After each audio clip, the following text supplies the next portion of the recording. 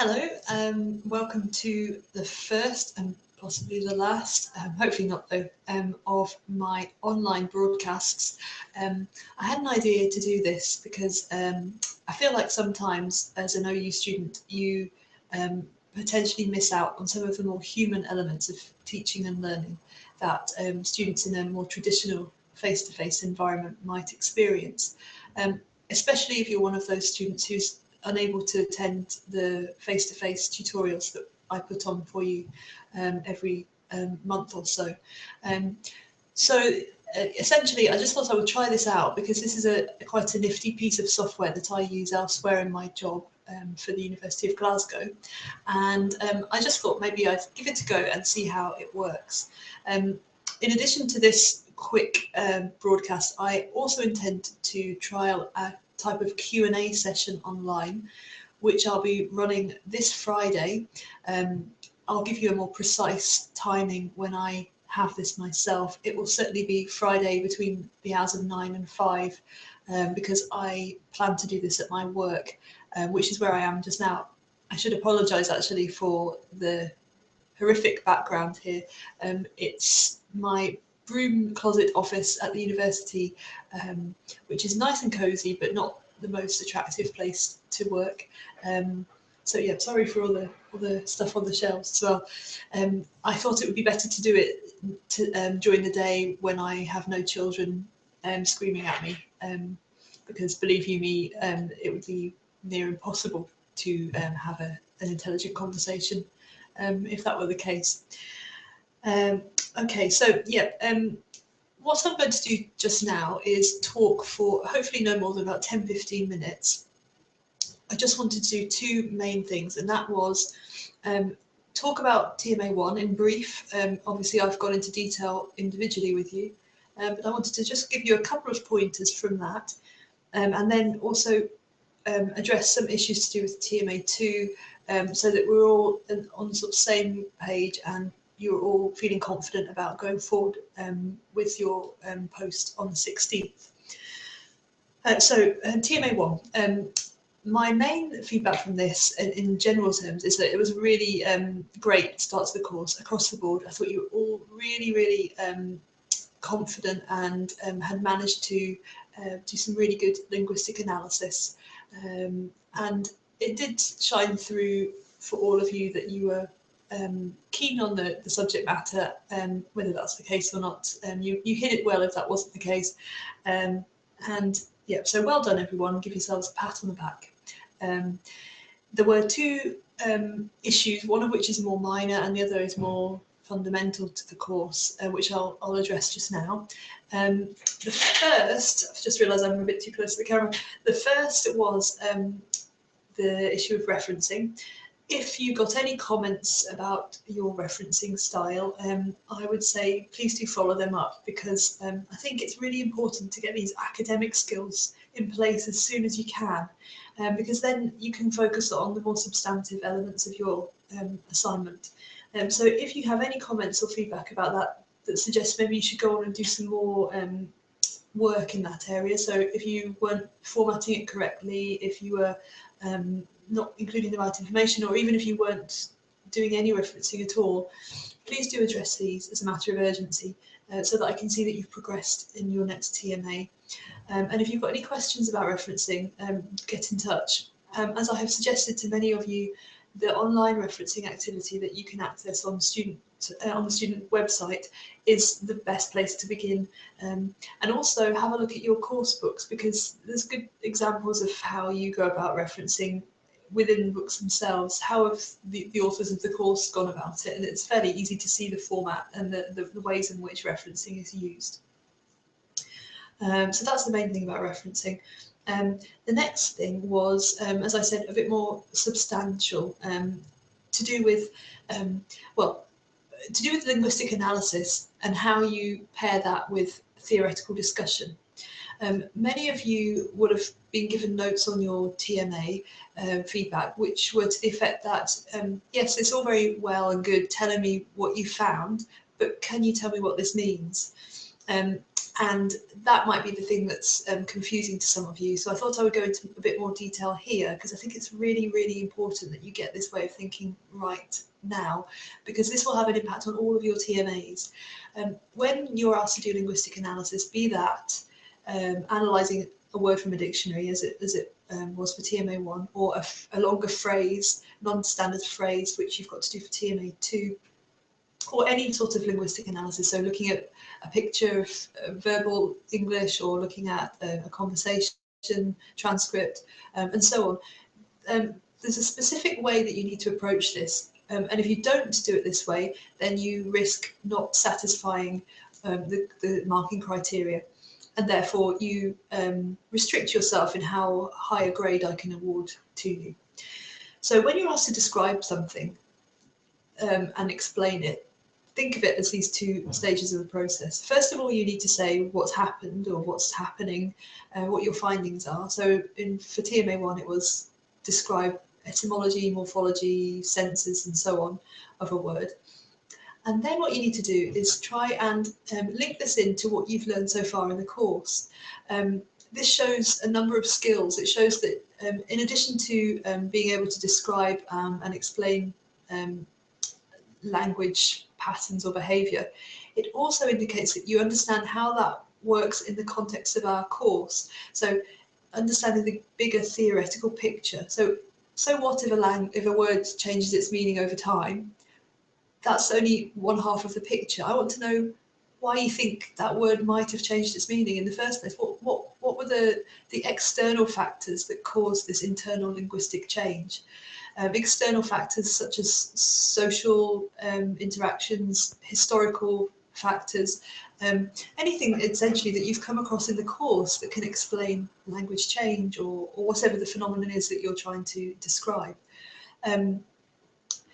So, for example, if you take a word like meat, meat initially in Old English times was applied to mean all food. Now, meat doesn't mean all food these days. It means a specific sort of food, i.e. flesh of an animal that we eat. But somehow along the journey that it's made as a word, it has changed its meaning. Its meaning has narrowed. Sometimes words widen their meaning, they become polysemous, so they mean more than one thing. Sometimes they reduce their meaning, they narrow meaning. Sometimes they develop positive connotations, which is called amelioration. Sometimes they develop negative connotations, which is actually much more common. And so these are all different ways in which a word can change its meaning, essentially.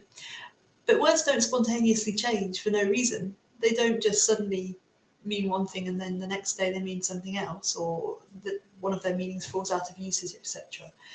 Words are a tool. Language is a tool, a thing that people use in society. It doesn't exist in a vacuum. So if you want to explain why language behaves as it does, you really need to look at social behaviour, because essentially language is a social tool. So what you need to do in giving the whole picture is acknowledge that you understand this. Not only do you need to say this is what the language is doing, you also need to say, and this is why I think it's doing it. So perhaps you're going to look to history, perhaps you're going to look at things like invasions of the Vikings, or invasions of the French, the Norman French, or perhaps you're going to look at how two communities might exist sort of codependently, or you might see examples of where there is education reform, or all these things that happen have an impact on the language. But if you're not looking to explain your findings in this way, then that's where you're going to fall short. Now, I'm going to look quickly, actually. This does lead me into TMA 2, so I'm going to segue into TMA 2. I've got on my screen my, so forgive me, I'm looking on my screen at the question for TMA 2. And this is precisely what I'm talking about when I'm saying that your approach to this needs to have two stages. It needs to have your analysis and your description, and then it needs to have your explanation, your theoretical understanding brought to the fore. So in part one, take an example of a non-standard English phrase you've encountered, and I'll come back to that because that needs clarification, I think. But you have 3 bullet points. You have 1, explain the context in which you encountered it, which is essentially introducing your choice of phrase. And then 2 and 3 are these two elements that I'm talking about. 2, describe its linguistic characteristics as comprehensively and precisely as you can, and discuss the possible social reasons for using this particular variety of English for this particular phrase. So there you have it. It's the internal linguistic factors coupled with the external social factors. Going back to TMA 1's question, again, splitting it up, explain what the dictionary tells us about the word under each of the headings listed below, making use of what you've learned about descriptive linguistics and the history of the English language. And it's this second half that really needs to be brought more to the fore in your writing as you progress through the course. So please do bear this in mind. If it doesn't make sense to you, still, that is perfectly understandable. This is a new way of working and not something which I'm expecting you to be expert at. But it's really important that you start to think in these terms. And we'll be working towards doing this in our face-to-face sessions. But I thought this would be another form of sort of prompting you to start thinking in this way. Right, so I'm just going to get back. It's quite funny dealing with different screens. Now, let me have a look and see. Now I've lost myself. Here we go. Right, I can see myself again, so I must be live. I'm just going to have a quick sip of coffee. Okay. So, that's what I was going to do. That's the final thing that I want to do, and that is talk about non-standardness. To clarify this point about a non-standard phrase, first of all, there are criteria that you must adhere to get this question right, and that is, your phrase cannot be a foreign language. So even if it's something that you would find in English popular culture, like I caramba, the phrase from The Simpsons, that's a Spanish phrase, so please don't use anything like that. French, you sometimes find French and English, French is used, je ne sais pas, that's quite a common one as well. Although you could legitimately argue that it's part of the English language because we use that as an alternative, please just stay away from anything that's not in English. Also stay away from anything that's not in standard English. The point of this is that you're going to explore non-standardness. So standard English, if you are unfamiliar with what this is, if you've still not got that concept right in your head, I would suggest you go back, first of all, before you start exploring non-standardness, and try to make sure you know in your head what standard English is. Briefly, standard English is the variety of English that was selected to be standardized through various means. It has gone through a specific and discrete process of standardization, which is 4 stages. Again, go back and look at those stages in detail if you're not sure. And the product is a variety which is codified and which exists in dictionaries and which is the official version of our language. I'm not going to go into great detail about this because I would be explaining it until the cows come home, and I really don't want to spend lots of time waffling about that in particular. But do go back to the course materials and have a look and make sure you're aware of what standard English is. And then you can begin to think about what non-standard is. Non-standard is essentially the absence of the standard. Dialects such as Cockney, Scouse, Doric, Scots, Geordie, West Country, Black Country. These are all examples of British English dialects, varieties of English that are not standard. They deviate from the standard. They're regional variations. They differ in terms of their grammar and their lexis. Additionally, there's this issue of pronunciation, and it's key to remind you that there is no standard pronunciation. However, for this particular question, I'm just going to try and call it back up again. This question does note about RP. I'm reading here. You can look at the pronunciation and how that differs from what would be expected in RP. That doesn't mean that RP is a standard. It's just that it's generally there is no standard pronunciation in English, but it is generally the prestigious variety in some situations.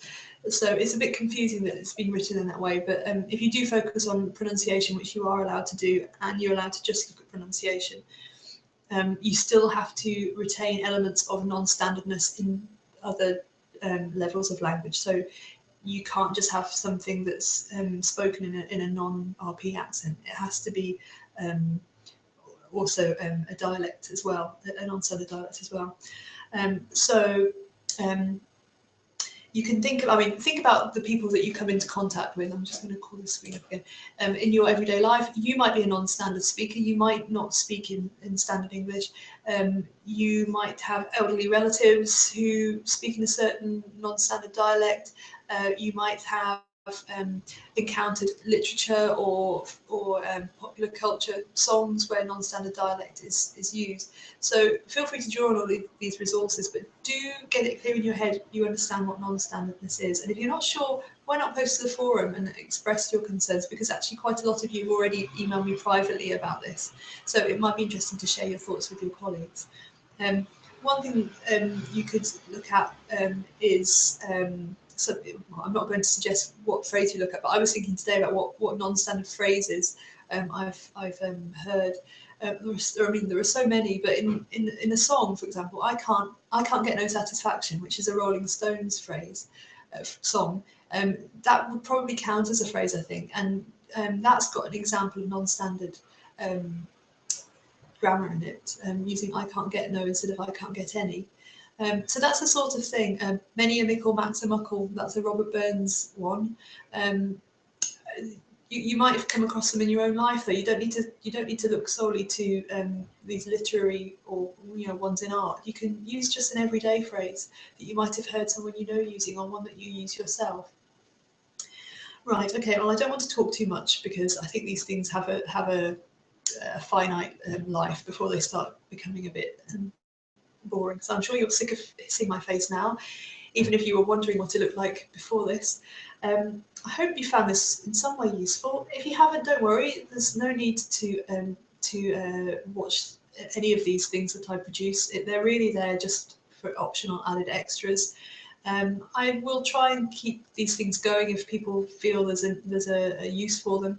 And on Friday, as I said at the beginning, I'm going to plan to run a Q&A session, which will be in the same format. So I'll be talking like this on screen.